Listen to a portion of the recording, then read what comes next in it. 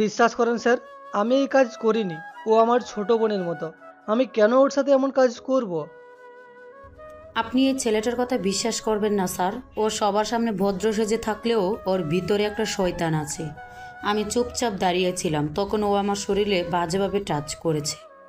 রিমা, আকাশ তোমার শরীরে বাজেভাবে টাচ করার কোনো প্রমাণ তোমার কাছে আছে? কেউ কি সেই কাজ করতে দেখেছে? হ্যাঁ স্যার, আমার কয়েকজন বন্ধু সেখানে ছিল। এছাড়া আমাদের কিছু জুনিয়র স্টুডেন্টও এই দৃশ্যটা দেখেছে। আপনি চাইলে ওদেরকে আমি নিয়ে আসতে পারি। ওকে, তাহলে ডেকে নিয়ে আসো ওদেরকে। রিমা তখন প্রিন্সিপালের কেবিন থেকে বেরিয়ে আসলো। এরপর কয়েকটা ছেলে মেয়েকে নিয়ে আবার ভেতরে গেল। এর মধ্যে বেশিরভাগই রিমার বন্ধু আর ফার্স্ট ইয়ারে দুটো ছেলে, একটা সজীব আর একটা আরাফাত। প্রিন্সিপাল স্যার তখন একটা ছেলের দিকে তাকিয়ে বললেন, রাজু, তুমি কি দেখেছিলে আকাশ রিমাকে কোনো বাজে ইঙ্গিত করছিল? বাবা, বাজেভাবে টাচ করছিল। জি স্যার, রিমা যেটা বলেছে সেটা ঠিকই বলেছে। আমরা কিছুটা দূরে দাঁড়িয়েছিলাম। রিমা তার একটা বান্ধবীর সাথে আড্ডা দিচ্ছিল। তখন আকাশ ওকে খুব বাজে ইঙ্গিত করে কথা বলে এবং বাজেভাবে ওকে টাচ করে। আপনি চাইলে সামিয়াকে জিজ্ঞাসা করতে পারেন, ওর সাথেই রিমা গল্প করছিল। হ্যাঁ স্যার, আমিও দেখেছি। আপনারা আকাশকে যতটা সহজ সরল ভাবেন, ও আসলে এতটা সহজ সরল না। প্রিন্সিপাল স্যার সব শুনে কিছুক্ষণ চুপ করে থাকলেন। এরপর আকাশের দিকে তাকালেন। আকাশ ইতিমধ্যে কান্না শুরু করেছে। প্রিন্সিপাল স্যার তখন আকাশের দিকে তাকিয়ে বললেন, দেখো আকাশ, এই কলেজের একটা সম্মান আছে। তুমি এই কলেজের সম্মান নষ্ট করেছো। তাই আমার সিদ্ধান্ত হচ্ছে তোমাকে কলেজ থেকে বের করে দেওয়া হবে। এই কথা শুনে আকাশ কান্না করে প্রিন্সিপালের পা জড়িয়ে ধরে বলতে লাগলো, স্যার, আপনি তো আমাকে চিনেন। আমি কখনো এরকম কাজ করতে পারি বলেন? আজও আমি এমন কোনো কাজ করিনি, কিন্তু ওনারা আমাকে ফাঁসিয়ে দিচ্ছেন। দয়া করে আমাকে আপনি বিশ্বাস করুন। তোমাকে বিশ্বাস করার কোনো প্রশ্নই আসে না, কারণ এতগুলো মানুষ কখনো মিথ্যা বলবে না। ওরা সবাই তোমার নামে সাক্ষী দিয়েছে। তুমি যদি নিজের কথা প্রমাণ করতে চাও তাহলে সাক্ষী আনো। আকাশ চুপ করে গেল, কারণ তার পক্ষে সাক্ষী দেওয়ার মতন এই কলেজে কেউ নেই। এটা সে ভালো করেই জানে, কারণ পুরো কলেজের ভেতরে সে একা। তার কোনো বন্ধু নেই। সবাই তাকে নিয়ে হাসি তামাশা করতেই ব্যস্ত। কিন্তু প্রিন্সিপাল তো জানেন সে কেমন। এই পৃথিবীতে ওনার থেকে ভালো আকাশকে কেউ চেনে না। কিন্তু উনি কেন এরকম ব্যবহার করছেন? আকাশ প্রিন্সিপাল নাজমুল চৌধুরীর দিকে তাকিয়ে কান্না করে বলল, আল্লাহ ছাড়া এখন আমার পক্ষে কোনো প্রমাণ দেওয়ার লোক নেই। আপনি যদি আমাকে বিশ্বাস না করেন, তাহলে আমাকে যে শাস্তি দিবেন সেটা আমি মাথা পেতে নিব, কিন্তু আমাকে এই কলেজ থেকে বের করে দিবেন না। প্রিন্সিপাল স্যারের মনে দয়া হলো। তিনি আকাশকে সেই প্রথম দিন থেকে দেখছেন। আজ পর্যন্ত ছেলেটা কোনো মেয়েকে বাজে ইঙ্গিত করা তো দূরে থাক, কারো দিকে চোখ তুলে পর্যন্ত তাকায়নি। কিন্তু আজ তার হাতে কিছুই করা নেই। রিমা এই শহরে নামকরা ব্যবসায়ী, আকরাম সাহেবের একমাত্র মেয়ে। যদি উনি বিচার না করেন তাহলে আকরাম সাহেব ঝামেলা করতে পারেন। তাই তিনি আকাশের দিকে তাকিয়ে বললেন, যাও, তুমি রিমার কাছে ক্ষমা চাও। এরপর কান ধরে পুরো ক্যাম্পাস করবে। আর কোনোদিন যদি এরকম কাজ করতে দেখি তাহলে তোমাকে বের করে দেওয়া হবে। তখন সেখানে থাকা সব ছাত্রছাত্রীরা শয়তানি হাসি দিল। ওদিকে আকাশ মনে মনে কিছুটা খুশি হলো। যতই শাস্তি দিক না কেন, এই জায়গায় তো পড়তে পারবে। এই কলেজ শুধু তার পড়ার জায়গা না, এখানে এসে সে তার মাকে খুঁজে পায়। কারণ এই কলেজটায় একসময় তার মা পড়াতো। আকাশ নিজের মাকে হারিয়েছে ক্লাস 7-এ থাকা অবস্থায়। এরপর থেকে তার জীবনের সব সুখ হারিয়ে গেছে। এখন সে শুধু বেঁচে থাকার জন্যই বেঁচে থাকে। স্যারের কথা মতো সে পুরো কলেজ ক্যাম্পাস কান ধরে ঘুরল। সকল ছাত্রছাত্রীরা তাকে নিয়ে হাসাহাসি করছে, কিন্তু এতে তার কোনো কষ্ট হচ্ছে না। কারণ এরকম অপমান তাকে প্রতিদিনই হতে হয়। মা তো সেই ছোটবেলায় মারা গেছে। এখন আপন বলতে তার কেউ নেই। আজ নিজের বাবাই তাকে এই শাস্তি দিল। হ্যাঁ, নাজমুল চৌধুরীর সন্তান আকাশ। তবে আকাশ নিজেকে নাজমুল চৌধুরীর সন্তান বলে পরিচয় দিতে চায় না। এই গল্প না হয় একটু পরেই বলছি। আকাশ রিমার কাছে ক্ষমা চেয়ে দ্রুত বেরিয়ে গেল, কারণ তাকে টিউশনি করাতে যেতে হবে। এমনিতেই টিউশনির মহিলাটা ঝামেলা করে বারবার, এর মধ্যে লেট করে গেলে তো আরও সমস্যা। সেই জন্য দ্রুত চলে গেল পড়াতে। সেখানে গিয়ে 2 ঘন্টা পড়ানোর পর বাচ্চাটার মা আসলেন সেখানে। একটা খাম আকাশের দিকে এগিয়ে দিয়ে বললেন, এই নিন, এখানে আপনার এই মাসের বেতন আছে। আর রাহুলের বাবা অনেক খুশি হয়েছে, কারণ আমাদের ছেলে এবার ক্লাসে ফার্স্ট হয়েছে। এখানে আপনার জন্য কিছু বোনাস আছে। কথাটা শুনে আকাশ খুব খুশি হলো। এরপর রাহুলের দিকে তাকিয়ে বলল, আমি জানতাম ও যদি ঠিকমতো পড়াশোনা করে তাহলে ফার্স্ট হবে। আশা করি সে এই রেজাল্ট ধরে রাখতে পারবে। হ্যাঁ, আপনাকে আরেকটা কথা বলতে ভুলে গিয়েছি। আমার বোনের মেয়েটা ক্লাস 9-এ পড়ে। আমার বোন রাহুলের রেজাল্ট দেখে খুব খুশি হয়েছে। ওর মেয়েকে আপনার কাছে পড়ানোর কথা বলছে। আপনি কি পারবেন? হ্যাঁ, যদি ম্যানেজ করে দিতে পারেন তাহলে খুব ভালো হয়। আমি ঠিক টাইমেই পড়াতে যাব। আচ্ছা ঠিক আছে, তাহলে কালকে থেকে চলে যাবেন। আমি ওকে সব কিছু বলে রাখবো, আর ঠিকানাটা লিখে দিচ্ছি। এই ঠিকানায় গেলে বাসা পেয়ে যাবেন। আকাশ রাহুলের মায়ের কাছ থেকে ওনার বোনের বাসার ঠিকানা নিয়ে বেরিয়ে আসলো। আর যেহেতু বেতন পেয়েছে, তাই ভালো মন্দ খাওয়ায় যায়। সেই জন্য একটা রেস্টুরেন্টে গিয়ে উঠল। অনেক দিন হলো ভালো মন্দ কিছু খাওয়া হয় না, এই জন্য আজ পেটে ভরে খেলো। তাকে দেখলে কেউ বিশ্বাসই করতে পারবে না, একটু আগে পুরো কলেজের সামনে তাকে অপমানিত হতে হয়েছে। আকাশ বাসায় ফিরে আসতেই তার সৎ মা রেহানা চৌধুরী বললেন, দিলি তো আমাদের মান সম্মান সব ডুবিয়ে। আমি আগে থেকেই জানতাম তুই সবার সামনে ভালো মানুষ সেজে থাকলেও ভেতরে ভেতরে তুই একটা শয়তান। আজকে পুরো কলেজের সামনে আমাদের পরিবারের মান সম্মান ডুবিয়ে দিলি। তখন পাশে থাকা সজীব বলল, আম্মু, ওকে এসব বলে লাভ নেই। দেখতে তো হবে ও কোথা থেকে এসেছে। ওর মা তো নিজেই কলেজের একটা স্যারের সাথে বাজে কাজ করেছে। আমার তো মনে হয় ও আব্বুর সন্তান না, ওই স্যারের সন্তান। কথাটা শুনেই আকাশের মাথায় আগুন জ্বলে গেল। সে দ্রুত সজীবের দিকে এগিয়ে গেল।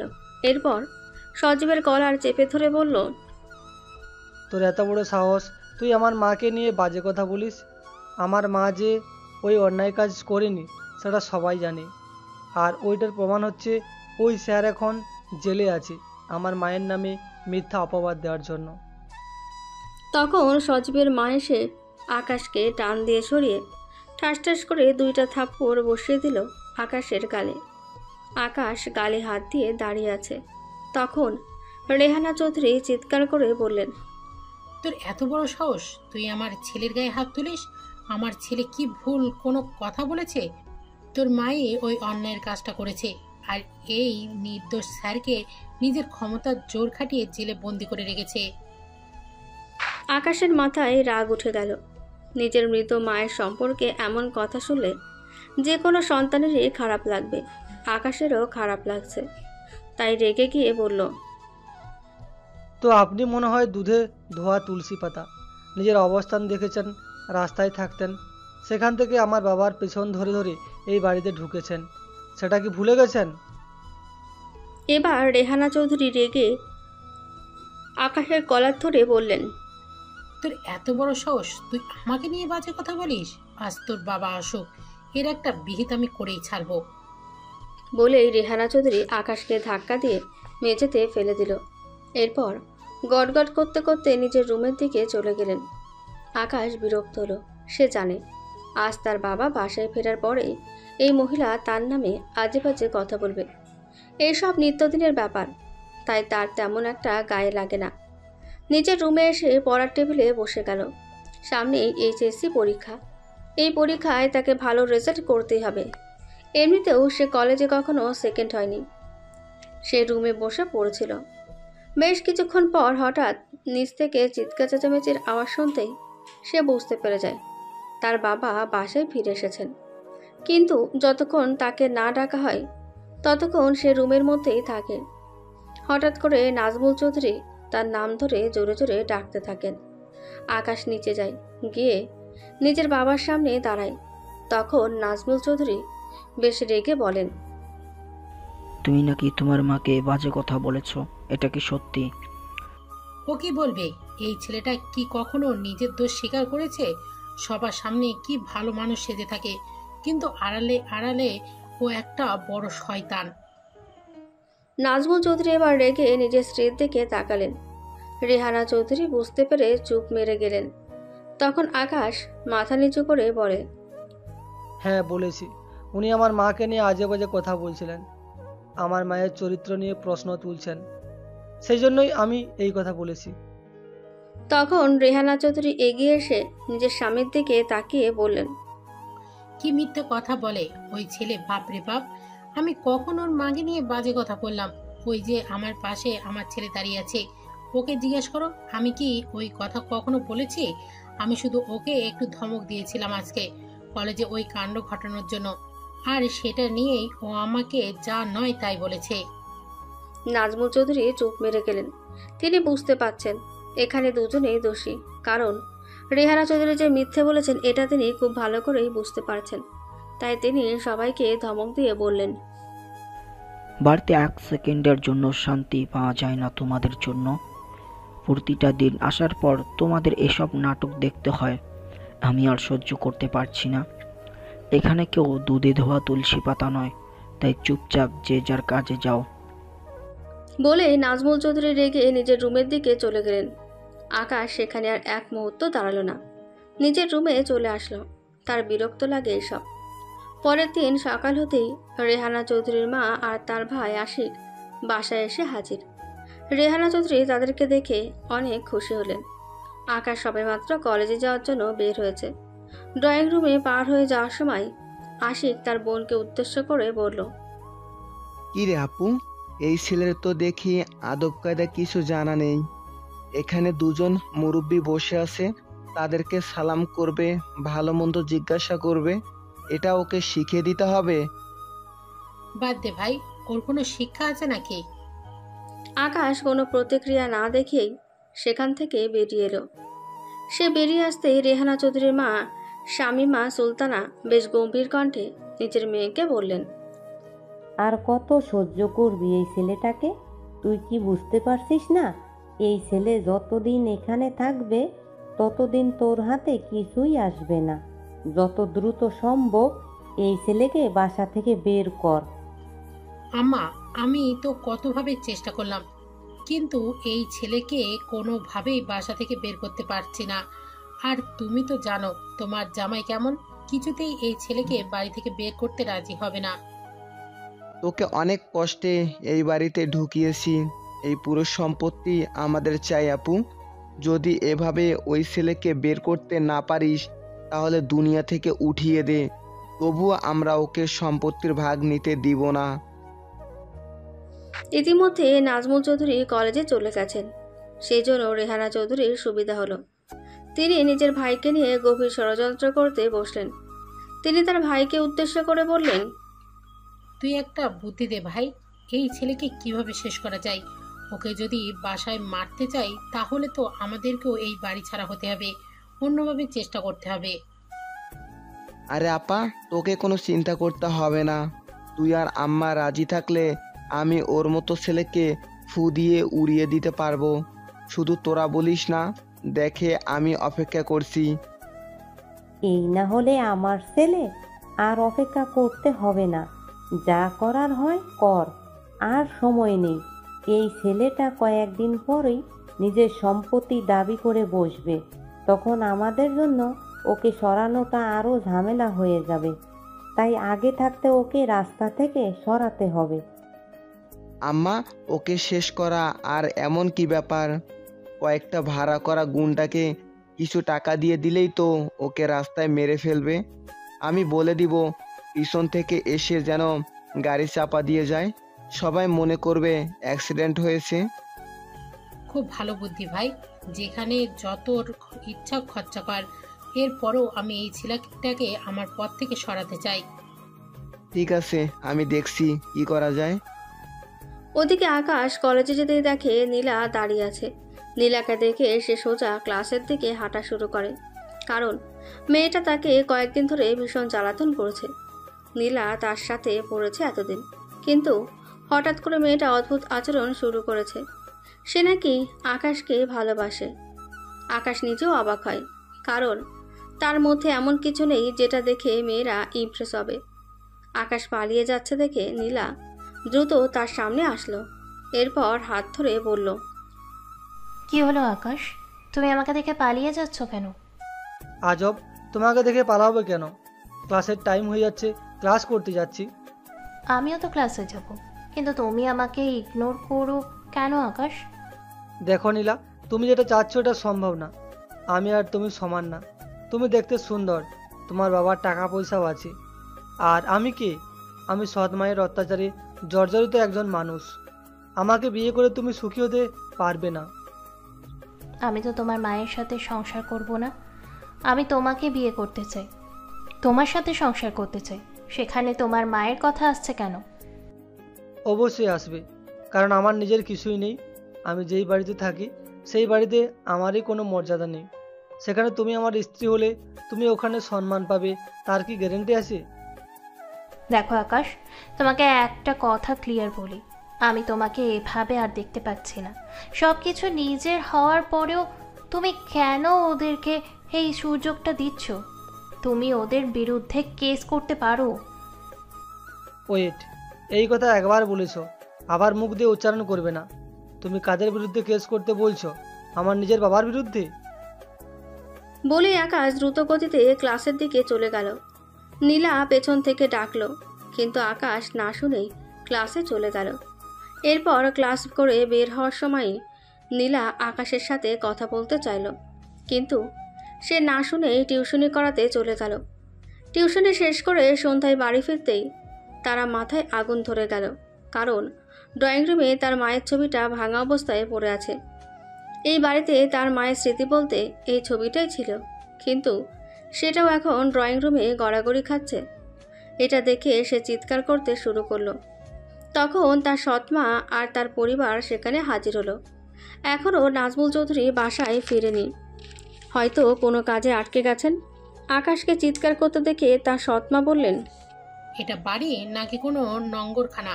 এভাবে চেঁচামেচি করার কি আছে? আমার মায়ের ছবি এখানে কে ফেলে রেখেছে? তখন রেহানা চৌধুরীর ভাই আশিক এগিয়ে আসলো। আকাশকে উত্তেজিত হতে দেখে আকাশের কাঁধে হাত রেখে বলল, শুনো ছেলে, আমার বোনকে এই বাড়িতে বিয়ে দিয়েছি শান্তিতে থাকার জন্য, তার সতীনের মুখ দেখে অশান্তিতে থাকার জন্য না। সেই জন্য আমি এই ছবিটা নামিয়ে ফেলেছি, আর নামাতে গিয়ে এটাই ভেঙে পড়েছে। আশিকের এমন মজা করে কথা বলা দেখে আকাশ নিজেকে কন্ট্রোল করতে পারল না। রেগে আশিকের গলা চেপে ধরে বলল, কুত্তার বাচ্চা, তোর এত বড় সাহস! তুই আমার মায়ের বাড়িতে দাঁড়িয়ে আমার মায়ের ছবিকে অপমান করিস? একটা মৃত মানুষের ছবির সাথেও তোরা শত্রুতা করছিস? আশিক গলা চেপে রাখায় হাঁসফাঁস করতে শুরু করলো। তখন রেহানা চৌধুরী আর তার মা মিলে আকাশকে টেনে সরালো। আকাশ ধাক্কা দিতেই তারা দুজন ছিটকে পড়ল। আশিক আর সজীব মিলে আকাশকে মারার প্রস্তুতি নিচ্ছে। তখন রেহানা চৌধুরীর মা চিৎকার করে বললেন, শুনলি রেহানা, ছেলেটা কি বলল? এই বাড়িটা নাকি তার মায়ের। আমি আগেই বলেছিলাম এই ছেলেকে বাড়ি থেকে বের কর, না হলে একদিন পুরো সম্পত্তি একা দখল করার চেষ্টা করবে। সেটাই তো দেখছি মা, কত বড় মিথ্যাবাদী এই ছেলে। আমার ছেলেকে বঞ্চিত করে এই বাড়ির মালিক একা হতে যাচ্ছে। রেহানা চৌধুরীর মা তখন আকাশের সামনে এসে হাত ঘোরাতে ঘোরাতে বলল, তোমার মা কি ওই নাগরের সাথে রঙ্গলীলা করে এই বাড়ি তৈরি করেছিল যে এই বাড়ির দাবি তুমি করছো? একটা মেয়ে হয়ে এত বড় বাড়ি কিভাবে বানালো? নিশ্চয়ই হালাল পথে না? আকাশ হাত উঠালো রেহানা চৌধুরীর মাকে মারার জন্য, কিন্তু বৃদ্ধ মহিলা দেখে হাত নামিয়ে নিয়ে বলল, আপনি শুধু মহিলা আর বয়স্ক মানুষ বলেই আজ আপনাকে আঘাত করা থেকে বিরত থাকলাম। একটা মেয়ে হয়ে আরেকটা মেয়ের নামে এমন জঘন্য মন্তব্য করা দেখেই বোঝা যাচ্ছে আপনি কেমন ভালো মানুষ। এর মধ্যেই নাজমুল চৌধুরী বাসায় প্রবেশ করলেন। রেহানা চৌধুরীর মা এবার কান্না শুরু করলেন। কান্না করতে করতে নিজের মেয়ের জামাইয়ের কাছে গিয়ে বললেন, বাবা, আর কত অপমান করাবে তুমি? আমি আমার মেয়েকে আর এখানে রাখবো না। এই বুড়ো বয়সে এসে একটা বাচ্চা ছেলের হাতে মার খেতে হবে, এটা জানলে আমি আমার মেয়েকে কখনোই এই বাড়িতে বিয়ে দিতাম না। নাজমুল চৌধুরী অবাক হয়ে গেলেন। তিনি ঘরে ঢুকেই এই দৃশ্য দেখবেন ভাবতে পারেনি।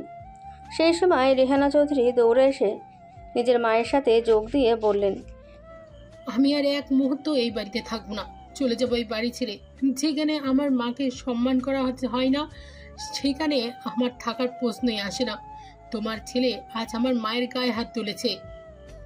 এই কথা শুনে নাজমুল চৌধুরী ভীষণ রেগে গেলেন। তিনি আকাশের দিকে তাকালেন। আকাশ এখনও রাগে থরথর করে কাঁপছে। তখন নাজমুল চৌধুরী চিৎকার করে জিজ্ঞাসা করলেন, আকাশ, তুমি এতটা জঘন্য হয়ে গেছো যে একজন বৃদ্ধা মহিলার গায়ে হাত তুললে? কি অপরাধ করেছিল উনি? ওনার অপরাধ কিছুই না। আমার কথা এই বাড়িতে কেউ বিশ্বাস করবে? আমার অভিযোগ জানানোর মতো কে আছে? উনি আমার মাকে নিয়ে আজে বাজে মন্তব্য করছিলেন, আমার মায়ের চরিত্র নিয়ে প্রশ্ন তুলছিলেন। তখন আমার পক্ষে দাঁড়াতে কাউকে দেখলাম না। তাই বলে তুমি একজন বৃদ্ধা মহিলার গায়ে হাত তুলবে? তুমি তো অপেক্ষা করতে পারতে, আমি আসার পর আমার কাছে এই বিষয়টা জানাতে পারতে। হাসালেন মিস্টার, অনেক কিছু জানিয়েছিলাম আপনাকে, কিন্তু আপনি কখনোই এর সঠিক বিচার করেননি। তাই বাধ্য হয়েছি নিজের মায়ের সম্মান রক্ষা করতে। একজন মৃত মহিলাকে আপনি হয়তো ভুলে যেতে পারেন, আপনি হয়তো সম্পত্তির লোভে পড়ে বেইমানি করতে পারেন, কিন্তু আমি নিজের গর্ভধারিণী মায়ের ইজ্জত রক্ষা করার জন্য আরও বড় কিছু করতে হলেও করব। নাজমুল চৌধুরী রেগে আকাশের গালে ঠাস করে একটা থাপ্পড় বসিয়ে দিলেন। এরপর রেগে বললেন, মুখে যা আসছে তাই বলে যাচ্ছে, অনেক সাহস বেড়ে গেছে তাই না? এখনই তুমি ক্ষমা চাইবে ওনার কাছে। থুতু মারি ওনার মুখে। অন্যায় না করেও যদি ক্ষমা চাইতে হয়, তাহলে এই জীবন রেখে কী লাভ? অনেক সহ্য করেছে, আর না। আমার মায়ের শেষ স্মৃতি এই ছবিটা। এই বাড়ির সব স্মৃতিই তো আপনারা মুছে ফেলেছিলেন। শেষ এই ছবিটাও আজ ওনারা এভাবে ভেঙে ফেলল, এর কোনো বিচার নেই। আর আমি ওনার গায়ে হাত না তুলেও অপরাধী। বেশ ভালো বিচার করলেন আপনি, নাজমুল চৌধুরী। নাজমুল চৌধুরী কিছু সময়ের জন্য থমকে গেলেন। আজ সত্যিই কি তিনি নিজের সন্তানের প্রতি অবিচার করেছেন? তিনি কি বলবেন বুঝতে পারলেন না। তখন আকাশ আবারও বলল, ভেবেছিলাম কোনোমতে পড়াশোনাটা এখানে থেকে শেষ করব, কিন্তু আপনারা সেই সুযোগটাও দিবেন না। তবে মনে রাখবেন, আমার মাকে যেখানে অপমান করা হয়েছে তার প্রতিশোধ আমি অবশ্যই নিব। এই বাড়ির মালিক আপনি না, এটা আপনার থেকে ভালো আর কেউ হয়তো জানে না। নাজমুল চৌধুরী এবার আকাশের দিকে অসহায় দৃষ্টিতে তাকালেন।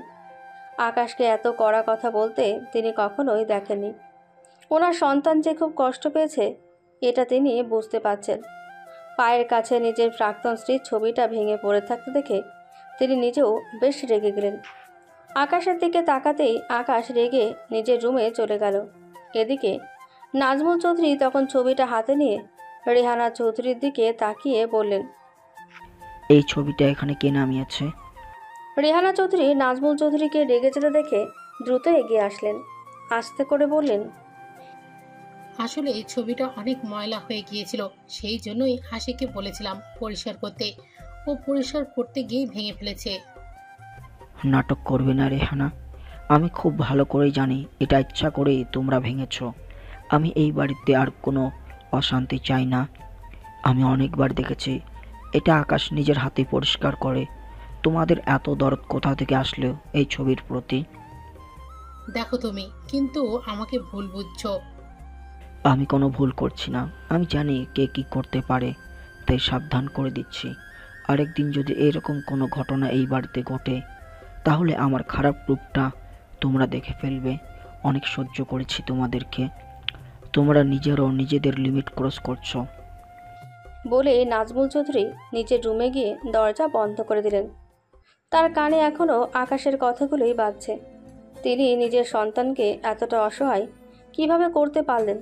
সত্যি বাবা হিসেবে উনি কখনোই আকাশকে পরিপূর্ণ শান্তি দিতে পারেনি। ওদিকে আকাশ নিজের রুমে বসে রাগে কাঁপছিল। কথায় আছে, শান্ত মানুষ রেগে গেলে বড্ড ভয়ঙ্কর হয়। আকাশের অবস্থাও ঠিক সেরকম। রেগে গেলে সে নিজের মধ্যে থাকে না, কি করে সে নিজেও বুঝতে পারে না। এবার সে একটা কঠিন সিদ্ধান্ত নিয়ে ফেলল। বিছানা চাদরটা খামচে ধরে বলল, ওদের কাউকে আমি ছাড়বো না, ওদেরকে ওদের প্রাপ্য জায়গাটা বুঝিয়ে দিতেই হবে। এই বাড়ির মালিক আমার মা, আমি আমার মায়ের নামেই এটা আবারও ফিরিয়ে দিব। বলে সে নিজের ফোনটা খুঁজতে লাগলো। ফোন খুঁজে পেতে সে নীলার নাম্বারে ডায়াল করলো। নীলার কাছ থেকে নাম্বার পাওয়ার পর থেকে এই প্রথম কল করেছে সে। কল করতে নীলা রিসিভ করলো, যেন মেয়েটা সারাদিন এই ফোনের মধ্যেই থাকে। আকাশ ফোন কানে নিতেই ওপাশ থেকে নীলাকে বলতে শুনল, ওরে আমার কি সৌভাগ্য, আকাশ সাহেব দেখি নিজে থেকে আমাকে কল করলেন। তা বলুন মহারাজ, আপনাকে কিভাবে সেবা করতে পারি? নীলার এমন মজা দেখে আকাশ বিরক্ত হলো। বেশ কড়া গলায় বলল, আমি তোমার সাথে মজা করার জন্য কল করিনি নীলা, তোমার সাথে আমার খুব গুরুত্বপূর্ণ কথা আছে। কালকে কলেজের বাইরে আমার সাথে একটু দেখা করতে পারবে? নীলা এবার একটু সিরিয়াস হলো। আকাশকে এত কড়া গলায় কথা বলতে সে কখনোই শোনেনি।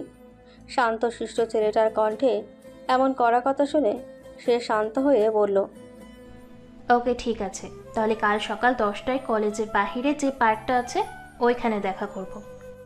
আকাশ আর কোনো কথাই বলল না, ফোনটা কেটে দিল। ওদিকে নীলা ভাবতে শুরু করলো আকাশের আবার কি হলো। পরের দিন সকালে আকাশ নাস্তা না করেই বেরিয়ে পড়ল। বাইরে বসে একটা টং দোকানে দাঁড়িয়ে চা আর একটা রুটি খেয়ে কলেজের উদ্দেশ্যে রওনা দিল। কলেজের বাইরে নীলাকে দাঁড়িয়ে থাকতে দেখে এগিয়ে গেল সে। কাছে যেতেই নীলা তার সাথে হাঁটতে শুরু করলো। প্রায় 5 মিনিট হাঁটার পর তারা একটা পার্কের কাছে আসলো। আকাশ আর নীলা পার্কে থাকা একটা বেঞ্চে বসলো। তখন নীলা সিরিয়াস হয়ে বলল, আকাশ কি হয়েছে তোমার?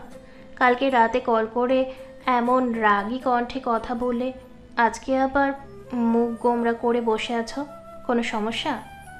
হ্যাঁ, সমস্যা আছে একটা, তবে সমাধান করার জন্য তোমার সাহায্যের প্রয়োজন। বলো কি সমস্যা, আমি তোমাকে আমার সর্বোচ্চটা দিয়ে সাহায্য করব। নীলা, তুমি বলেছিলে না ওই বাড়ির লোকজনের ব্যাপারে কেস করতে? হ্যাঁ, আমিও চিন্তা করছি ওদেরকে নিজেদের জায়গাটা দেখিয়ে দেওয়া প্রয়োজন। নীলা বুঝলো আকাশের সাথে এমন কিছু হয়েছে যার জন্য সে বাধ্য হয়েছে এই সিদ্ধান্ত নিতে। কিন্তু আকাশ যখন চাইছে তখন অবশ্যই এটা হওয়া উচিত। নীলাও এটাই চাইছিল, সেজন্য সে আকাশের হাত ধরে বলল, তাহলে এখনই চলো বাবার অফিসে, বাবার সাথে দেখা করি। আমি বাবাকে অনেকবার বলেছি তোমার ব্যাপারটা, বাবাও এই বিষয়টা নিয়ে কাজ করতে খুব আগ্রহী। এখনই চলে যাব? ভালো কাজে দেরি করতে নেই। তুমি এতদিন পরে একটা সঠিক সিদ্ধান্ত নিয়েছো, আমি চাই না তুমি নিজের মতামত আবার পাল্টাও, তাই এই মুহূর্তেই যেতে হবে। আকাশ আপত্তি করল না। নীলার সাথে চলে গেল একটা রিক্সা করে। প্রায় 20 মিনিট যাওয়ার পর তারা বিখ্যাত আইনজীবী ব্যারিস্টার আকরাম শিকদারের চেম্বারে আসলো। আকরাম শিকদারের একমাত্র মেয়ে নীলা। নীলাকে নিজের অফিসে আসতে দেখে আকরাম সাহেব হেসে এগিয়ে আসলেন। সাথে থাকা আকাশকে তিনি আগে থেকে চেনেন, তাই হেসে বললেন, কি মামুনি, আজকে দেখছি একেবারে আকাশকেও ধরে নিয়ে এসেছ। মনে হচ্ছে ব্যাপারটা খুব ক্রিটিক্যাল। হ্যাঁ বাবা, আমি তোমাকে এতদিন ধরে যেই ব্যাপারটা বলেছিলাম আজ সেইটাই হয়েছে। আকাশ রাজি হয়েছে তার ফ্যামিলির বিরুদ্ধে ব্যবস্থা নেওয়ার জন্য। আকরাম শিকদার নিজের অ্যাসিস্ট্যান্টকে ইশারা করতেই একজন ভদ্রলোক আকাশ আর নীলাকে নিয়ে বসালো। আকরাম শিকদার তার অফিসে থাকা বাকি সবাইকে বেরিয়ে যেতে বললেন। তারা বেরিয়ে যেতেই আকরাম শিকদার আকাশের দিকে তাকিয়ে মুচকি এসে বললেন, তুমি কেন এসেছো বাবা সেটা পরে জানবো। এর আগে আমি আমার মেয়ের মুখ থেকে যে ভাঙাচোরা গল্পটা শুনেছিলাম সেটা তোমার মুখ থেকে একবার শুনতে চাই। কি হয়েছিল তোমার সাথে? আকরাম শিকদারের এমন বন্ধুত্বসুলভ আচরণ দেখে আকাশের বেশ ভালো লাগলো। সেই মাথা নিচু করে বলতে শুরু করলো, আসলে আমার মা নীলিমা চৌধুরী এই শহরের নামকরা ব্যবসায়ী আফতাব চৌধুরীর একমাত্র মেয়ে ছিলেন। টাকা পয়সার কোনো অভাব ছিল না তার। আফতাব চৌধুরী নিজের মেয়ের জন্য একজন টিচার নিয়োগ দিয়েছিলেন। ভাগ্যক্রমে সেই টিচার আমার জন্মদাতা পিতা নাজমুল চৌধুরী। আমার বাবার সম্পত্তি বলতে কিছুই ছিল না, এতিম ছিলেন উনি। গ্রামের বাড়িতে ছোটোখাটো একটা জমি ছিল, তবে ওনার প্রচণ্ড মেধা ছিল। পড়াশোনায় সব সময় ফার্স্ট হতেন। ওনার ব্যবহার আর আচার আচরণে মুগ্ধ হয়ে আমার নানা ওনার সাথেই নিজের একমাত্র মেয়েকে বিয়ে দেন। এরপর সময়ের পরিক্রমায় আম্মা পড়াশোনা শেষ করে বাবা যেই কলেজের প্রিন্সিপাল সেই কলেজের শিক্ষিকা হিসেবে জয়েন করেন। ততদিনে আমার জন্ম হয়েছে। আমার নিজের নানা নানিকে তেমন একটা মনে নেই, খুব অল্প বয়সে ওনারা মৃত্যুবরণ করেন। এরপর আমার নানুর যত সম্পত্তি ছিল সব আমার মায়ের নামে চলে আসে, আর আমার মা মালিক হওয়ার মানে আমার বাবা মালিক হওয়া। আমি যখন ক্লাস 7-এ পড়তাম আমাদের পরিবারটা বড্ড হাসি খুশি ছিল। আমি স্কুল ছুটি থাকলেই মায়ের সাথে কলেজে যেতাম, সারাদিন কলেজের মাঠে ঘুরে বেড়াতাম। কিন্তু হঠাৎ একদিন মায়ের নামে ওই কলেজের একজন শিক্ষকের সাথে অবৈধ সম্পর্কের গুজব ওঠে। তবে অনেক ঝামেলা পড়ে সেটা মিথ্যা প্রমাণিত হয়, আর ওই স্যারকে কলেজ থেকে বহিষ্কার করা হয়। পুলিশ ওনাকে গ্রেপ্তার করে, কিন্তু আম্মু আর ওই কলেজে চাকরি করেননি। চাকরি ছেড়ে সংসারে মনোযোগ দিয়েছিলেন। আকাশ এই কথাগুলো বলে থামতেই একজন লোক হাতে করে চায়ের ট্রে নিয়ে প্রবেশ করলো। আকরাম শিকদার নিজেই চায়ের কাপ এগিয়ে দিলেন নীলা আর আকাশকে। এরপরে ইশারায় লোকটাকে বাইরে যেতে বলে আকরাম শিকদার নিজের চায়ের কাপে একটা চুমুক দিয়ে আকাশকে বললেন, আচ্ছা, বুঝতে পারছি এই বিষয়টা। আমার কিন্তু একটা জিনিস সন্দেহ, সেটা হচ্ছে তোমার বাবা তোমার মা ব্যতীত অন্য আরও আগে কারোর সাথে কোনো সম্পর্ক ছিল না? তাহলে তোমার সৎ মা অর্থাৎ রেহানা চৌধুরী, ওর ছেলে সজীব, তোমার বয়সের পার্থক্য তো 2 বছরের বেশি হবে না।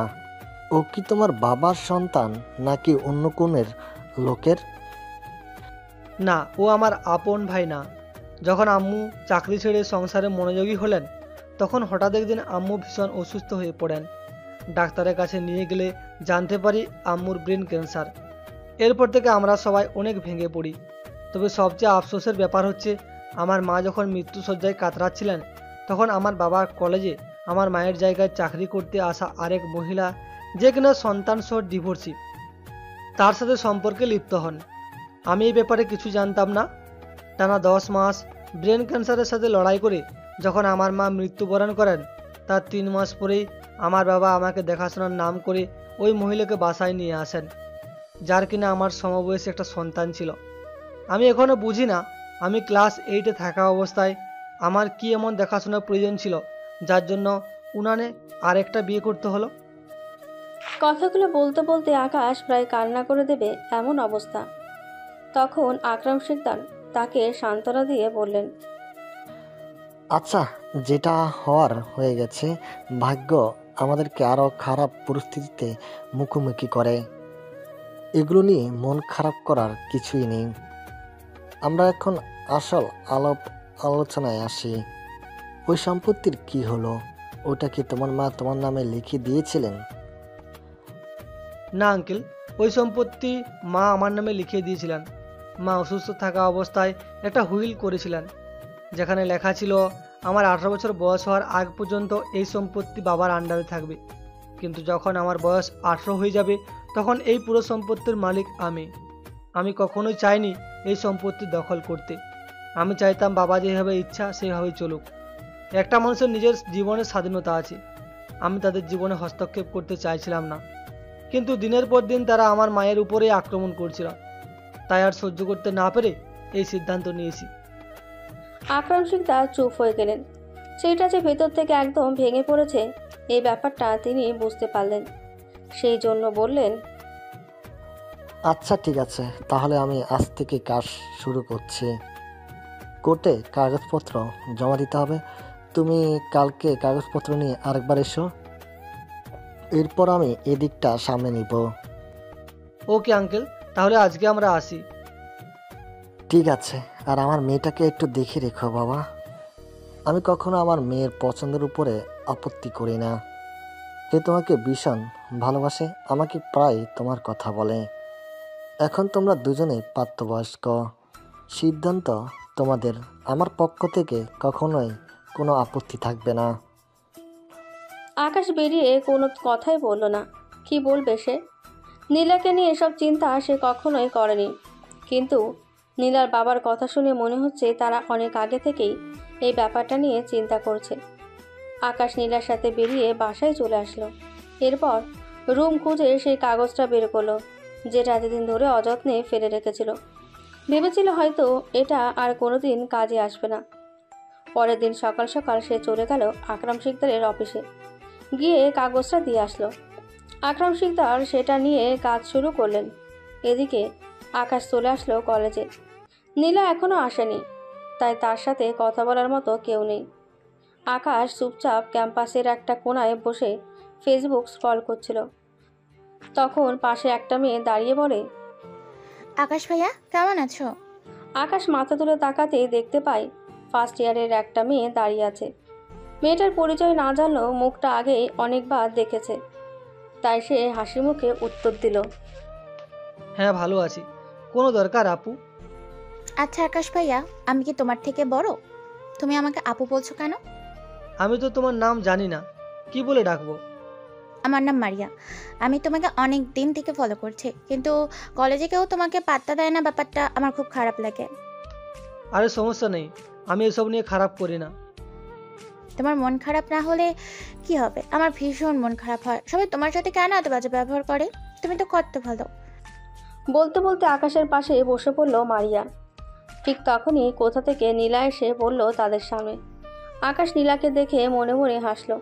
নীলা মারিয়াকে আকাশের পাশে বসে থাকতে দেখে বলল, এই মেয়ে, তুমি আকাশের পাশে বসে কি করছো? কি করবো আপু, আমি ওনার সাথে কথা বলছিলাম, উনি একা একা বসে আছে তাই। এত কথা বলতে হবে না, এখন যাও ক্লাসে যাও। আর কোনো দিন যেন আকাশের আশেপাশে তোমাকে না দেখি। জুনিয়রের মতো থাকবা। বড় ভাইদের আশেপাশে ঘোরাঘুরি করার বন্ধ করো। মারিয়া নীলার কথাই অবাক হয়ে বলল, কেন আপু, আমি ওনার সাথে কথা বলতে আপনার কিসের আপত্তি? নীলা এবার বেশি রেগে গেল। মারিয়াকে ধমক দিয়ে বলল, তর্ক করবে না, যেটা বললাম সেটা শোনো। ওর সাথে তুমি আর কথা বলবে না। আর আকাশ, তুমি কেন ওর সাথে এভাবে কথা বলছিলে? আজব, আমি আবার কি করলাম? ও আমার সাথে কথা বলতে এসেছে, আমি কি তাড়িয়ে দিব নাকি? মারিয়াকে দাঁড়িয়ে থাকতে দেখে নীলা আবার ধমক দিল। এবার মারিয়া নামের মেয়েটা মুখ ভেঙচি দিয়ে সেখান থেকে চলে গেল। নীলা তখন আকাশের পাশে বসে আকাশের হাত জড়িয়ে ধরে বলল, তো আকাশ সাহেব, গতকাল বাবা কথা শুনে কি বুঝলে?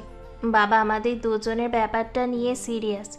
এখন তুমি সিরিয়াস হলেই আমরা সম্পর্কটা এগিয়ে নিয়ে যেতে পারবো। দেখো নীলা, এখনও আমি আমার পরিবারের ঝামেলা নিয়ে চিন্তিত। আমি চাই না নতুন করে কোনো ঝামেলা তৈরি হোক। মানে কিসের ঝামেলা হবে? আমি চাই তোমার এই বিপদের সময় তোমার পাশে থাকতে। দুজনে একসাথে মিলে বিপদ কাটিয়ে উঠবো। আকাশ আর কিছু বলল না। নীলা তার পাশে বসে বকবক করতে লাগলো। এভাবে কেটে গেল 2 দিন। আজ সকাল সকাল কলেজে যাওয়ার জন্য বের হচ্ছিলেন নাজমুল চৌধুরী। ঠিক সেই সময় দারোয়ান এসে তার হাতে একটা খাম ধরিয়ে দিয়ে গেল। নাজমুল চৌধুরী সেটা খুলে দেখলেন কোর্টের নোটিশ। তিনি অবাক হয়ে ড্রয়িং রুমের সোফায় গিয়ে বসলেন। এরপর সেটা পড়তে লাগলেন। নোটিশটা পড়ে তিনি চিৎকার করে আকাশকে ডাকতে শুরু করলেন। তার এমন চিৎকার শুনে বাড়ির বাকিরা সবাই একত্রিত হয়ে গেল। আকাশ কলেজে যাবার জন্য বের হয়েছিল। বাবার চিৎকার শুনে সামনে এসে দাঁড়ালো।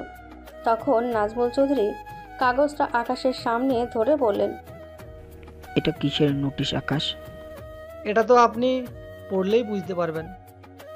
হ্যাঁ আমি পড়ছি, কিন্তু তুমি কি চাইছো? এখানে যেটা লেখা আছে সেটাই চাইছি। অনেক সহ্য করেছি আপনাদের অত্যাচার, আর না। এখানে যেভাবে লেখা আছে আপনার উচিত ছিল সেভাবেই করা, কিন্তু আপনি একবারও আমার সম্পত্তি আমাকে বুঝিয়ে দেওয়ার চেষ্টা করেননি। তাই আমি আইনি পদক্ষেপ নিতে বাধ্য হয়েছি। এবার যা করার আপনারাই করবেন, আমি চললাম। বলে আকাশ ডোন্ট কেয়ার ভাব নিয়ে চলে গেল। ওদিকে রেহানা চৌধুরী তখন নাজমুল চৌধুরীকে জিজ্ঞেস করলেন, এই কাগজে কি আছে? এটা কোর্টের নোটিশ। আমাদেরকে এই বাড়ির কাগজপত্র নিয়ে যেতে বলছে 1 সপ্তাহের ভিতরে, না হলে এই বাড়ি ছেড়ে আমাদের সবাইকে বেরিয়ে যেতে হবে। মানে কিসের কাগজপত্রের কথা বলছো? এই বাড়ির মালিক নীলিমা ছিল, সে তার সন্তানের নামে এই বাড়ির সম্পত্তি সব কিছু লিখে দিয়ে গিয়েছিল।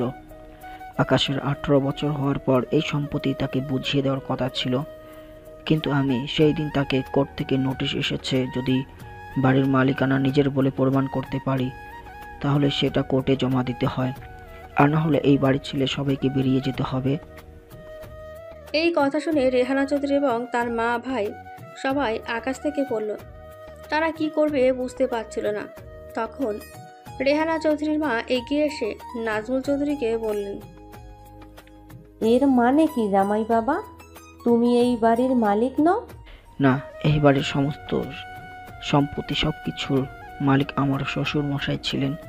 উনি ওনার মেয়েকে সব কিছু লিখে দিয়েছিলেন। নীলিমা মৃত্যুর সময় সব আকাশের নামে লিখে দিয়েছে। তার মানে কি দুলাভাই, এখন আপনি আমার বোনকে নিয়ে রাস্তায় বসবেন? আপনার নিজের বলতে কিছুই নেই? আচ্ছা, দেখছি কি করা যায়। এখন কলেজের সময় হয়ে গিয়েছে, আমি চললাম, এসে বাকি কথা বলবো। বলে নাজমুল চৌধুরী বেরিয়ে গেলেন। ওদিকে রেহানা চৌধুরীর মা রেগে নিজের মেয়েকে বললেন, আমি আগেই বলেছিলাম এই ছেলে একটা না একটা ঝামেলা করবে। এখন দেখলি তো কি হলো? সেই ছোট বয়সে যদি এই ছেলেটাকে সরিয়ে ফেলতি তাহলে আজকের এই দিন তোকে দেখতে হতো না। কিন্তু আম্মা, এখন আমি কি করব? 1 সপ্তাহের ভিতরে তো কোনোভাবেই তোমার জামাই এই বাড়ির কাগজপত্র দিতে পারবে না। তাহলে কি আমাদের সবাইকে বাড়ি ছেড়ে চলে যেতে হবে? এত সহজে হার মেনে নিলে চলবে না। জামাই কিছুতেই কিছু করতে পারবে না। এখন যা করার আমাদেরকেই করতে হবে। কিরে আশিক, তুই কথা বলিসনি ওই লোকগুলোর সাথে? হ্যাঁ আম্মা, আমার একটা গ্রুপের সাথে কথা হয়েছে। ওরা বলেছে 10 লাখ টাকা দিলে এই ছেলেটাকে রাস্তা থেকে সরিয়ে দেবে। কথাটা শুনে রেহানা চৌধুরী তখন দৌড়ে রুমে গেলেন। এরপর হাতে করে একটা গহনা নিয়ে আসলেন। সেটা আশিকের হাতে দিয়ে বললেন, এটা তো জামাইবাবু দুবাই থেকে এনেছিল, অনেক দামি গহনা, 10 লাখ টাকার উপরে দাম হবে। ওদেরকে এটা দিয়ে দে। এরপরেও আমি ওই ঝামেলাটাকে রাস্তা থেকে সরিয়ে দিতে চাই। আশিক তখন গহনাটা হাতে নিয়ে তার বোনের দিকে তাকিয়ে বলল, তুই কোনো চিন্তা করবি না আপা, 1 সপ্তাহ পর আমরা এই বাড়ি থেকে বের হব না। ওই ছেলের লাশ এই বাড়ি থেকে বের হবে। এদিকে আকাশ কলেজে এসে নীলার সাথে বসে গল্প করছিল। ঠিক তখনই পিয়ন এসে তার সামনে দাঁড়িয়ে বলল, আকাশ, তোমাকে প্রিন্সিপাল স্যার তার কেবিনে ডেকেছেন। আকাশ অবাক হয়ে গেল, কারণ কলেজে আসার পর কখনোই নাজমুল চৌধুরী তাকে কোনো অভিযোগ ছাড়া নিজের কেবিনে ডাকেন না। তাহলে আজ হঠাৎ কি এমন হলো যে তাকে কেবিনে ডাকলেন? আকাশ পিয়নের পেছন পেছন গিয়ে নাজমুল চৌধুরীর কেবিনে দাঁড়ালো।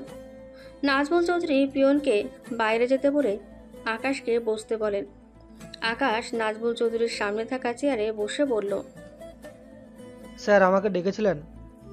হ্যাঁ, তোমার সাথে আমার কিছু ব্যক্তিগত কথা আছে। জি স্যার, বলুন। তুমি এই নোটিশের দ্বারা কি বোঝাতে চাইছো আমাকে, আর হঠাৎ করে এরকম পাগলামি করার মানে কি? আমি কিছুই বোঝাতে চাইছি না। আমি আমার সম্পত্তি ফেরত পেতে চাইছি। এই পুরো সম্পত্তি আমার মায়ের। আমি চাই না আমার মায়ের বাড়িতে কেউ আমার মাকে অসম্মান করে কোনো কথা বলুক। আকাশ, আমি বুঝতে পারছি ওরা নীলিমাকে নিয়ে বাজে কথা বলে, কিন্তু তুমি নিজেও জানো আমার নিজস্ব কোনো সম্পত্তি নেই। তোমার মাকে বিয়ে করার পরে এই বাড়ির সম্পত্তি সব কিছু তোমার নানা আমার হাতে তুলে দিয়েছিলেন। হ্যাঁ, আর সেটাতে সুযোগ নিয়ে আপনি আমার মা জীবিত থাকা অবস্থায় একটার পর একটা নারীর সাথে পরকীয়ার সম্পর্কে জড়িয়েছিলেন। আপনি জানেন মৃত্যুর আগ পর্যন্ত মানুষটা কতটা কষ্ট পেয়েছিল? আমার মা মারা যাওয়ার পরে তো এই সম্পর্ক করতে পারতেন, কিন্তু উনি জীবিত থাকা অবস্থায় কেন করলেন এমন? নাজমুল চৌধুরী চুপ হয়ে গেলেন। তিনি নিজের ভুলগুলোর কথা মনে করে আফসোস করতে লাগলেন। আকাশ তখন আবার বলল, আমি কখনোই আপনাদেরকে এই বাড়ি থেকে বের করে দিতাম না। আমার এই সম্পত্তির প্রতি বিন্দুমাত্র লোভ নেই। আমি শুধু চেয়েছিলাম আমার মায়ের বাড়িতে যেন আমার মাকে যথেষ্ট সম্মান করা হয়। কিন্তু দিনের পর দিন একজন মৃত মহিলাকে নিয়ে কি জঘন্য কথাবার্তা তারা বলতো আপনি জানেন? আমার মায়ের চরিত্র নিয়ে তারা প্রতিটা মুহূর্তে প্রশ্ন তুলত। নাজমুল চৌধুরী নিজের চেয়ার থেকে উঠে দাঁড়ালেন, আকাশের কাঁধে হাত রেখে বললেন, বাবা, তুমি আমাকে ক্ষমা করে দাও। সন্তান হিসেবে তোমার প্রতি আমার যে দায়িত্ব পালন করার কথা ছিল সেটা আমি পালন করতে পারিনি। আমার ভুলের জন্য আমি ক্ষমা প্রার্থী। তুমি দয়া করে আমাকে মাফ করে দাও। আকাশ নিজের বাবার এমন অসহায় চেহারা দেখে কান্না করে দিবে এমন অবস্থা, কিন্তু সে নিজেকে শক্ত করল। এখন আবেগে ভেসে যাওয়ার সময় নয়, তাকে একটু কঠিন হতেই হবে। সেজন্য নাজমুল চৌধুরীর হাতটা কাঁধ থেকে সরিয়ে বলল, অপরাধবোধ তো আপনার আগে কখনো অনুভব হয়নি। যখনই দেখেছেন সম্পত্তি হাতছাড়া হয়ে যাচ্ছে তখনই আপনার অপরাধবোধ জাগ্রত হয়েছে, তাই না? 2 দিন পরে যখন এই সম্পত্তি আবারও আপনাদের হাতে চলে আসবে না, তখন সব ভুলে যাবেন। আমি চাই না আপনাদের এই সব ছলনা। কোর্ট থেকে যেরকম বলা হয়েছে সেরকমই করবেন। 7 দিনের মধ্যে যদি বাড়ির কাগজপত্র দেখাতে না পারেন তাহলে আপনি আপনার স্ত্রী সন্তান নিয়ে বাসা থেকে বেরিয়ে যাবেন। আকাশ, শোনো আমার কথা। আকাশ কিছু না বলে বেরিয়ে আসলো সেখান থেকে। দরজার কাছে আসতেই দেখলো নীলা দাঁড়িয়ে আছে। আকাশ নীলাকে অ্যাভয়েড করে চলে যেতে চাইলে নীলা তার হাত ধরে বলল, আমি জানি আকাশ, এমন করে বলতে তোমার কষ্ট হয়েছে, কিন্তু তুমি আজ যেটা বলেছ সেটা একদম ঠিক বলেছ। ওনাদের বোঝা উচিত তুমি ওনাদের কাছে আশ্রয় প্রার্থী নও, বরং ওনারাই তোমার আশ্রয়ে থাকছেন। আকাশ হতাশ হয়ে ক্লাসে গিয়ে বসলো। নীলা তখন আকাশের পাশে বসে বলল, মন খারাপ করো না আকাশ, একদিন সব কিছু আবার ঠিক হয়ে যাবে, কিন্তু এর আগে তোমাকে শক্ত থাকতে হবে। আমি পারছি না নীলা, আমি চাইলেও শক্ত হতে পারছি না। বাবার এমন অসহায় চেহারা আমি কখনোই দেখিনি। ওনার এই চেহারার দিকে তাকিয়ে আমি কীভাবে ওনাদের বাড়ি থেকে বের করব? সময় আমাদেরকে অনেক কঠিন পরিস্থিতির মুখোমুখি করে আকাশ। সব কিছু মানিয়ে নিয়েই আমাদের এই জীবনটা চালাতে হয়, তাই একটু ধৈর্য ধরো। আকাশ নীলার কথায় সান্ত্বনা পেল। এরপর থেকে শুরু হলো বাড়িতে অশান্তি। সবাই একটা আতঙ্কের মধ্যে ছিল। আকাশের সাথে ভীষণ ভালো ব্যবহার করতে শুরু করলো সবাই। আকাশ সব কিছু দেখে মনে মনে ভীষণ বিরক্ত ছিল, কারণ সে জানে এইগুলো সবই নাটক। বিপদে পড়লে মানুষ কত কিছুই না করতে পারে। নীলা ফোন করে আকাশকে ডেকেছিল। বিকালে দুজন অনেকক্ষণ ঘোরাঘুরি করার পর যখন বাসা থেকে আসছিল তখন নীলা দেখতে পায় একটা মাইক্রোবাস দ্রুত গতিতে তাদের দিকে এগিয়ে আসে। আকাশ বেখারি হয়ে ফোন হাতে নিয়ে হাঁটছে। নীলা একটু দূরে দাঁড়িয়ে আইসক্রিম কিনছিল। এই দৃশ্য দেখে সে আকাশ বলে চিৎকার দিয়ে আকাশকে সরাতে যাবে, তার আগে মাইক্রোবাসটা রং সাইডে এসে আকাশকে ধাক্কা দিয়ে পালিয়ে যায়। আকাশ ছিটকে গিয়ে রাস্তার পাশে পড়ে। আকাশকে রক্তাক্ত অবস্থায় দেখে নীলা চিৎকার করে লোকজন জড়ো করলো। এরপর রাস্তায় থাকা মানুষদের সহযোগিতায় আকাশকে নিয়ে একটা হসপিটালে ভর্তি করা হলো। নীলার বাবা মা এই খবর পাওয়া মাত্রই হসপিটালে চলে আসলো। নীলা অনবরত কান্না করে যাচ্ছে। তখন নীলার বাবা মেয়েকে জড়িয়ে ধরে বললেন, তুই কোনো চিন্তা করবি না, আমার আকাশ ঠিক হয়ে যাবে। আমি পুলিশের সাথে যোগাযোগ করেছি, তারা গাড়ির নাম্বারটা পেয়ে গেছে। খুব শীঘ্রই ওই ড্রাইভারটা ধরা পড়বে। আমার কিছু চাই না বাবা, আমার শুধু আকাশকে চাই। আমি যে ওকে ভীষণ ভালোবাসি। কান্না করিস না মা, এখন তোকে শক্ত থাকতে হবে। আকাশের এই বিপদে তুই পাশে না দাঁড়ালে কি দাঁড়াবে বল? ওদিকে আশিক ড্রয়িং রুমে বসে চা খাচ্ছিল। ঠিক তখনই তার কাছে একটা কল আসলো। সে দ্রুত ফোন রিসিভ করতেই ওপাশ থেকে একজন বলল, বস, সব কাজ শেষ, আমাদের পথের কাঁটা সরিয়ে ফেলেছে। কথাটা শুনে আশিক লাফ দিয়ে সোফা থেকে উঠে দাঁড়ালো। এরপর হাসি মুখে বলল, সত্যি বলছো? ওই ছেলেটা মারা গেছে? লাশ কোথায়? বস, যে গাড়িতে আঘাত করেছি মনে হয় না বাঁচবে। ছেলেটাকে লোকজন ধরে হাসপাতালে নিয়ে গেছে। কি বলছো? এখনো মরেনি? বললাম না ডিরেক্ট পিষে ফেলবে। সেটাই করতে গিয়েছিলাম, কিন্তু কোথা থেকে একটা মেয়ে এসে সরিয়ে নিয়েছে। তবুও যেরকম আঘাত লেগেছে মনে হয় না বেশিক্ষণ বাঁচবে। আচ্ছা ঠিক আছে, আমি বাকি টাকা পাঠিয়ে দিচ্ছি, আর ভুলেও আমার নাম যেন কেউ জানতে না পারে। ওকে বস। আশিক ফোন রেখে চিৎকার করে তার মা আর বোনকে ডাকলো।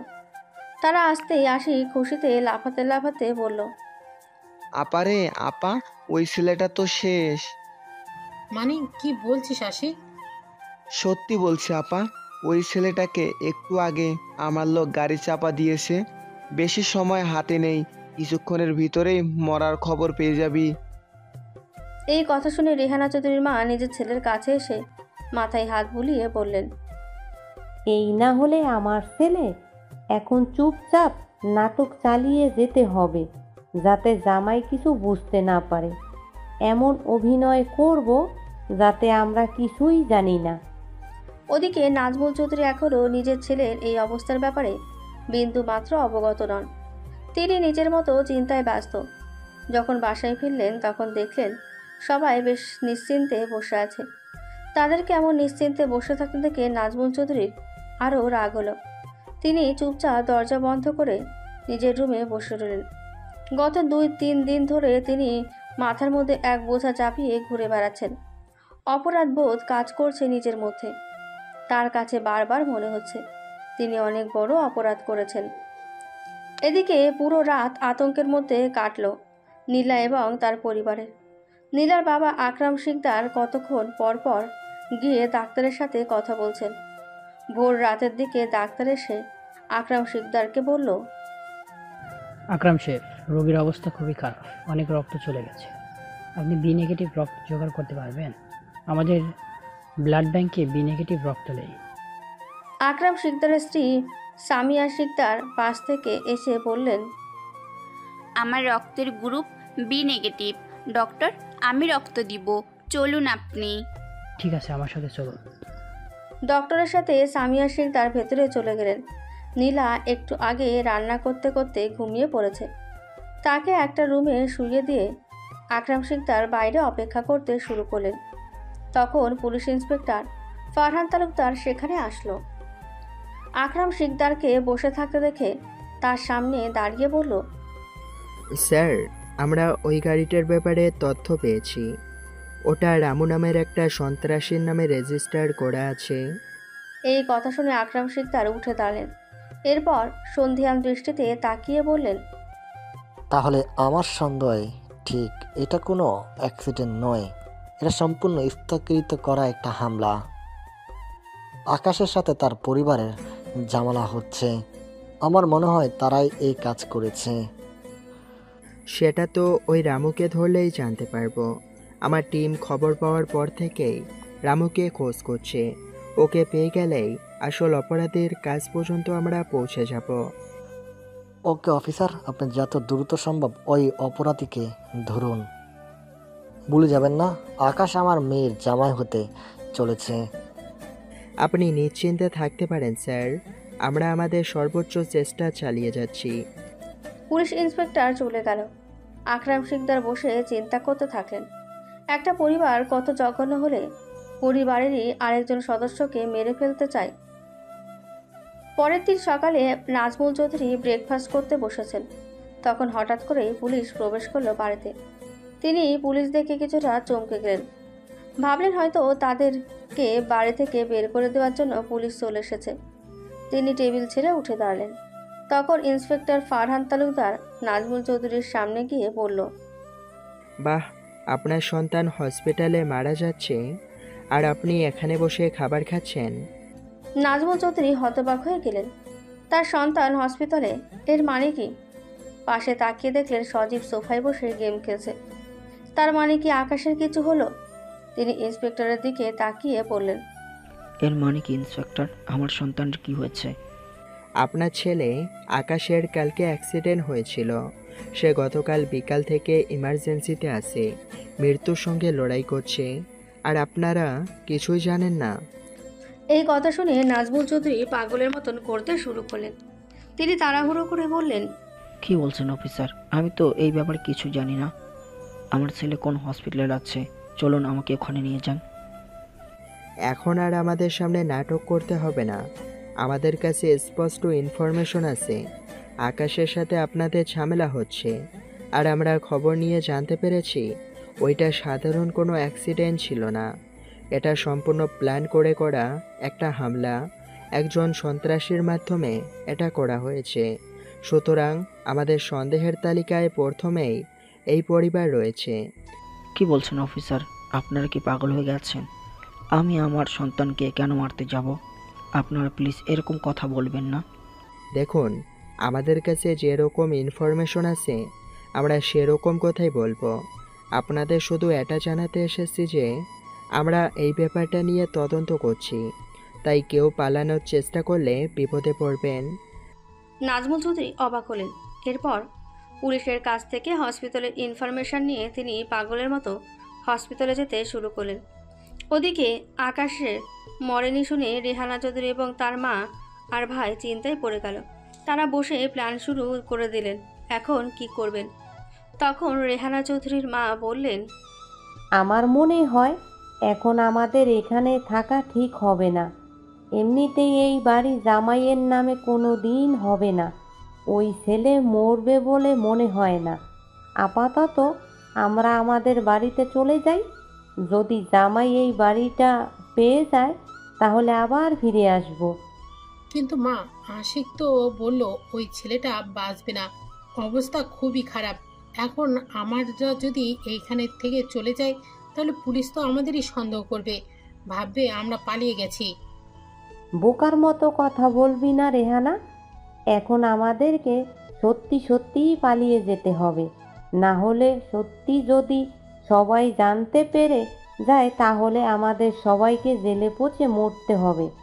আপাতত কিছুদিন বাড়িতে গিয়ে থাকি, যদি ছেলেটা মারা যায় তাহলে ফিরে আসব। হ্যাঁ আপা, আমারও সেইটাই মনে হয়।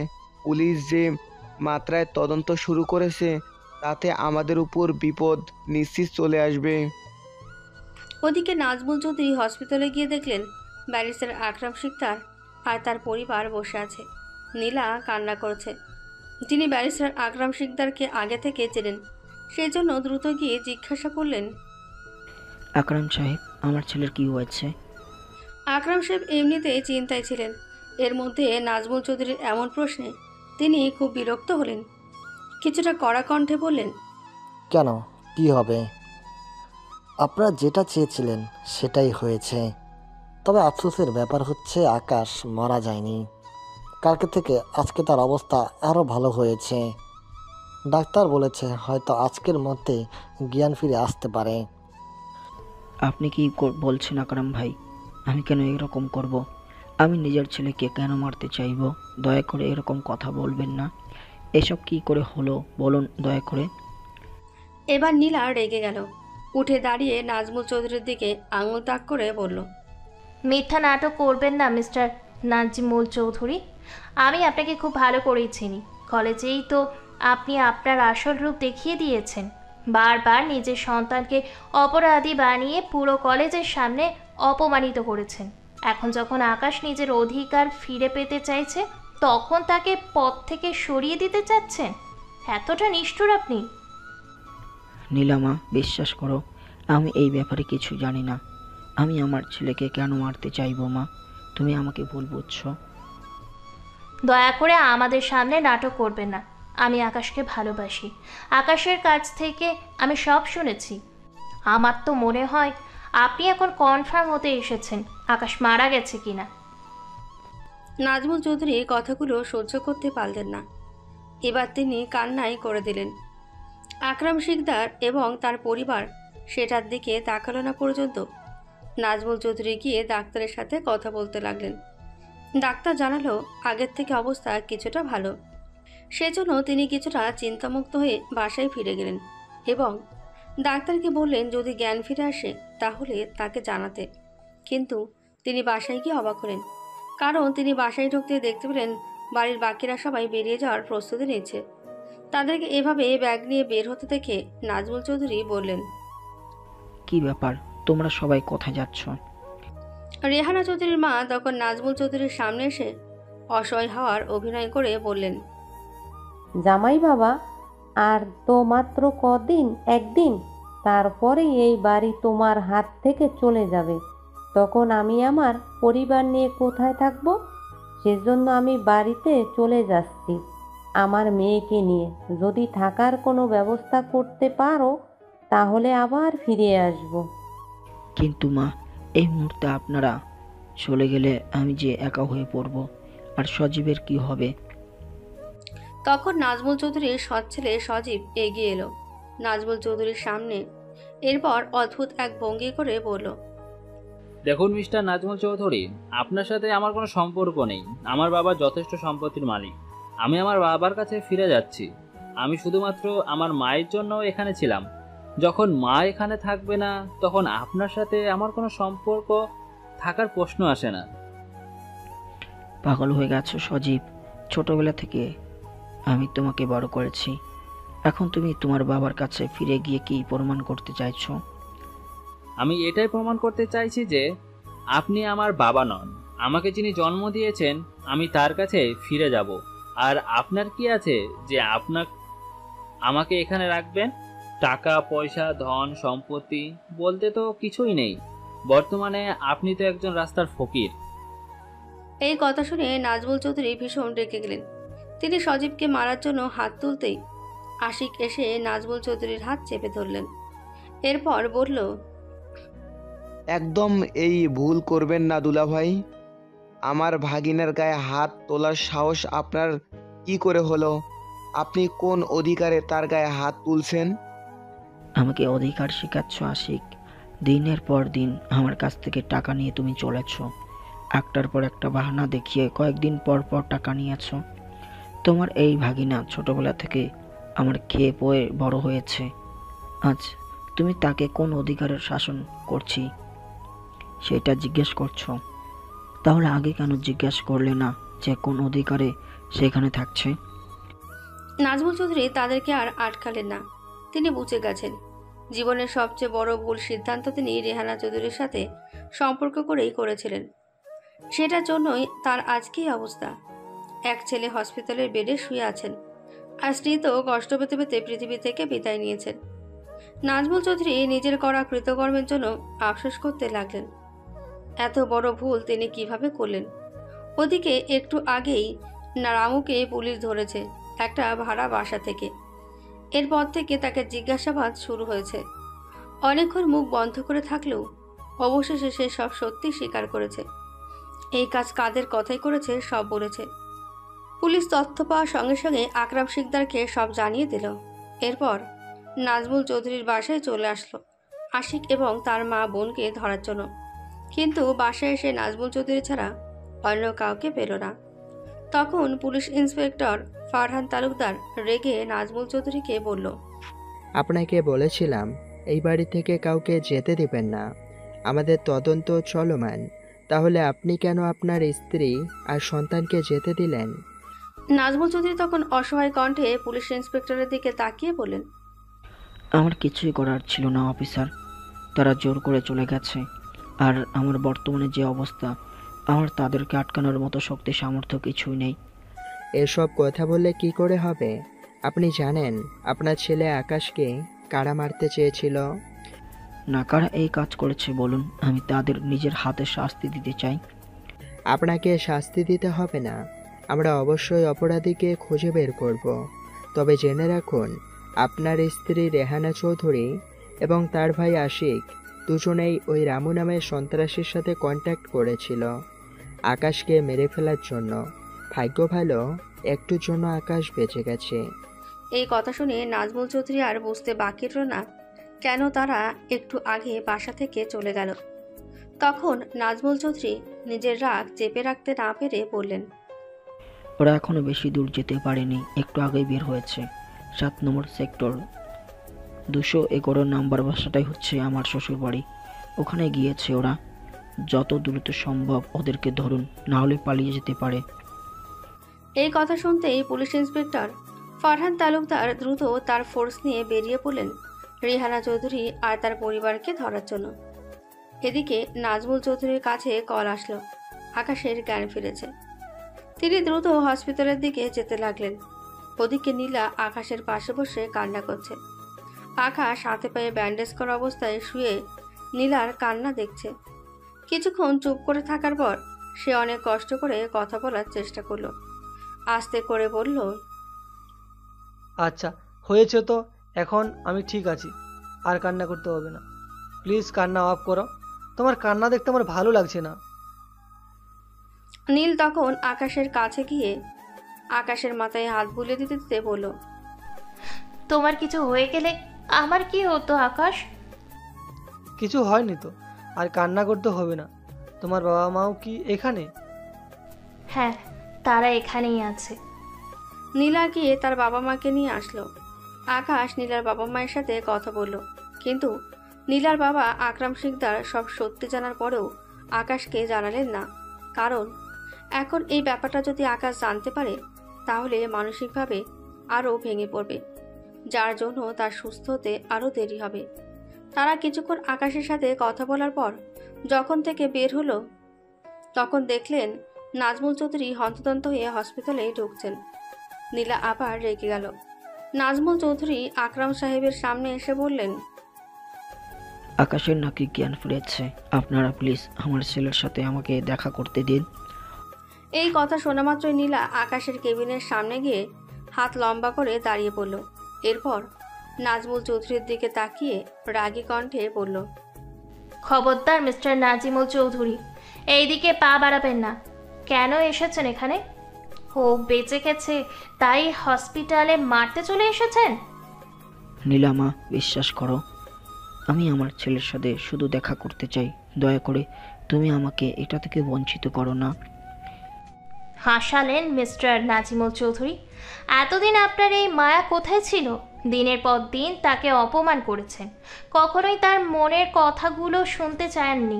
তাহলে আজ কোথা থেকে এত দরদ উতলে উঠল? নাকি আকাশের এই অবস্থায় তাকে বুঝিয়ে শুনিয়ে নিজের স্ত্রী আর শালাকে বাঁচাতে এসেছেন? আকাশের বাবা নাজমুল চৌধুরী এবার কান্না করে দিলেন। নীলার সামনে হাত জোর করে বললেন, আমি তোমার কাছে হাত জোর করে অনুরোধ করছি, আমার ছেলের সাথে আমাকে একটাবার দেখা করতে দাও। আমি নিজেও চাই ওই অপরাধীরা শাস্তি পাক। আমি ওদের বাঁচানোর জন্য এখানে আসিনি। নীলা তবুও কথা শুনল না। তখন আকরাম শিকদার এগিয়ে এসে নীলাকে সরিয়ে দিয়ে নাজমুল চৌধুরীকে ভেতরে যেতে বললেন। সঙ্গে তারাও ঢুকে গেলেন। নীলা আপত্তি করলেও তার বাবা থামিয়ে দিল। কারণ সব কিছুর পর নাজমুল চৌধুরী আকাশের বাবা। একজন বাবাকে তার সন্তানের কাছ থেকে কখনোই তারা দূরে ঠেলে দিতে চায় না। আকাশ কেবিনে শুয়ে থাকা অবস্থায় নিজের বাবাকে দেখে কিছুটা অবাক হলো। নাজমুল চৌধুরী রুমে ঢুকে কিছুক্ষণ আকাশের দিকে চুপচাপ তাকিয়ে থাকলেন। এরপর হঠাৎ কান্না করে বললেন, তুমি আমাকে ক্ষমা করে দাও বাবা। আর তুমি আর তোমার মায়ের সাথে যে অন্যায় আমি করেছি তার শাস্তি আমি আর জীবন দিয়ে দিলে হলেও পূরণ করব। তবু এই বুড়ো মানুষটাকে ক্ষমা করে দাও।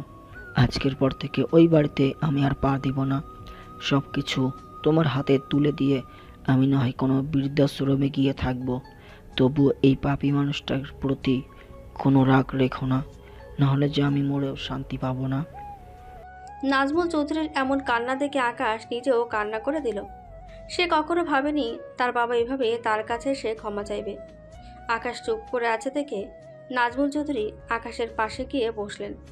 এরপর আকাশের মাথায় হাত বুলিয়ে দিতে দিতে বললেন, আমার জীবনের সবচেয়ে বড় ভুল আমি করেছিলাম ওই ডাইনি মহিলার সাথে সম্পর্ক করে, যার ফলাফল এখন আমাকে তিলে তিলে ভোগ করতে হচ্ছে। ওই মহিলা যে সম্পত্তির জন্য আমার সাথে সম্পর্ক করেছিল এটা আমি বোকার মতো বুঝতে পারিনি। সেই জন্য তারা আমার কাছ থেকে আমার সন্তানকে কেড়ে নিতে চেয়েছিল।